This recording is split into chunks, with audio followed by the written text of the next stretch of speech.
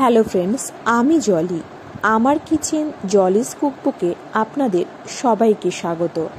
আজকের রেসিপিটি তৈরি করার জন্য আমি কড়াইতে দিয়ে দেব বেশ খানিকটা পরিমাণ সর্ষের তেল। তেল ভালোভাবে গরম হয়ে গেলে দিয়ে দেব এঁচোড়ের টুকরো। এঁচোড়গুলো কিন্তু আমি আগে থেকেই সেদ্ধ করে রেখেছিলাম।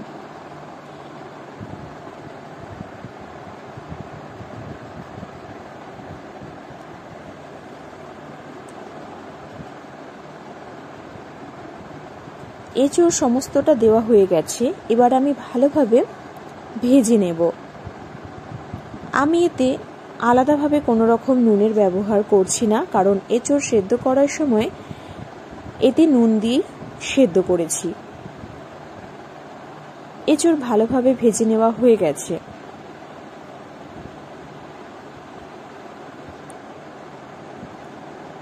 এরপর আলাদা একটা পাত্রে তুলে আবার সর্ষের তেল দিয়ে দেব শুকনো লঙ্কা।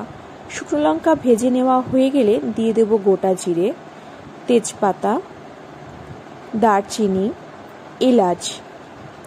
এরপর টুকরো করে রাখা আলু এতে দিয়ে দেব। আলু ভালোভাবে ভেজে নেব। এরপর এতে দিয়ে দেব পরিমাণ মতো নুন, চেরা কাঁচা লঙ্কা। আবারও ভালোভাবে ভেজে নেব। আলু ভালোভাবে ভেজে নেওয়া হয়ে গেলে দিয়ে দেব টুকরো করে রাখা টমেটো, সামান্য পরিমাণ নুন টমেটো সেদ্ধ হওয়ার জন্য। আবারও সমস্ত কিছু ভালোভাবে নেড়ে নিচ্ছি। আমি এখানে মাঝারি সাইজের 4টে টমেটো ব্যবহার করেছি। টমেটো কিন্তু খুব ভালোভাবে সেদ্ধ হয়ে গেছে। আবারও সমস্ত কিছু ভালোভাবে মিশিয়ে নিচ্ছি। এরপর এতে দিয়ে দেব টুকরো করে রাখা ক্যাপসিকাম। আমি এখানে মাঝারি সাইজের 2টো ক্যাপসিকাম দিয়েছি। আরও একবার সমস্ত কিছু ভালোভাবে নেড়ে নিচ্ছি।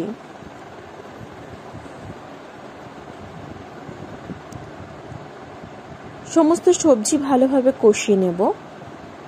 এরপর এতে দিয়ে দেব গ্রেট করে রাখা আদা। ভালোভাবে মিশিয়ে নেব।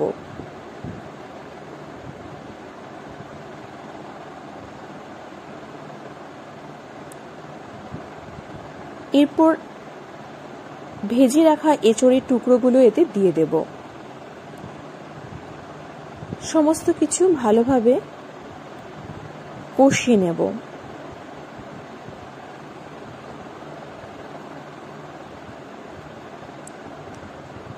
এরপর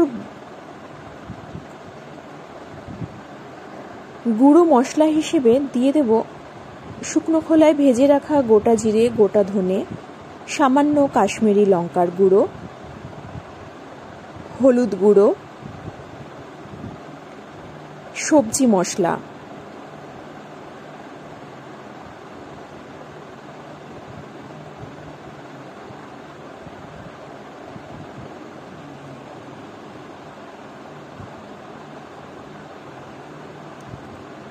ভালোভাবে সমস্ত কিছু কষিয়ে নেওয়ার পর দিয়ে দেব এঁচোড় সেদ্ধ করে রাখা জল। আমি এখানে আলাদাভাবে কোনো রকম জলের ব্যবহার করিনি।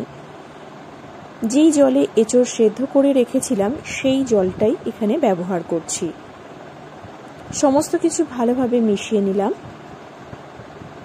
এরপর একটু ফুটে উঠলে ভালোভাবে কভার করে দেব। গ্রেভি খুব ভালোভাবে ফুটে গেছে। আমি এখানে খুব বেশি গ্রেভি রাখবো না, একটু ড্রাই রাখবো।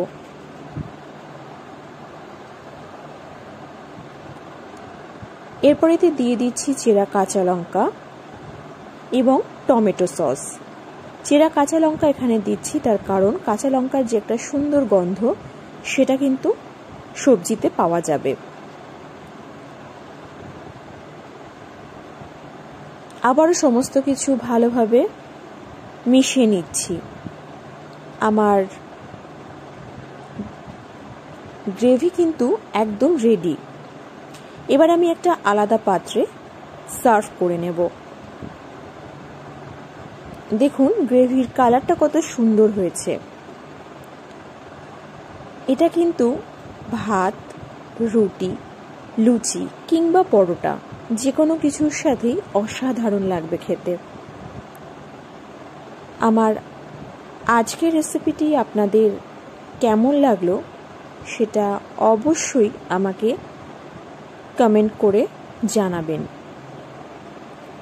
যদি রেসিপিটি ভালো লেগে থাকে তাহলে অবশ্যই লাইক, শেয়ার এবং সাবস্ক্রাইব করার অনুরোধ রইল।